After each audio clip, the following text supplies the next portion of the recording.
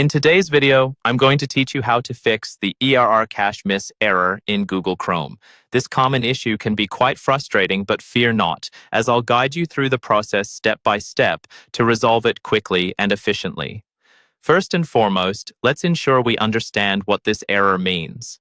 ERR cache miss typically arises when there's a problem with the data being stored in your browser's cache. Essentially, it's when your browser struggles to load a page because it's attempting to access stored data that is either corrupted or incomplete. So, our job today is to clear that up and get your browsing back to normal. To begin with, you'll want to open your Google Chrome browser. Once it's up and running, take a look at the top right corner of the window. You should see 3 vertical dots. Click on those dots to open a drop-down menu. From this menu, select the More Tools option. This will bring up another submenu where you need to click on Clear Browsing Data. Now, you should see a new window with various options for what can be cleared. Make sure you're in the Advanced tab to get the most comprehensive options. Here, you'll find boxes you can check for cached images and files, along with a variety of other choices like browsing history and cookies and other site data. For solving the ERR cache miss error, the key item to focus on is cached images and files.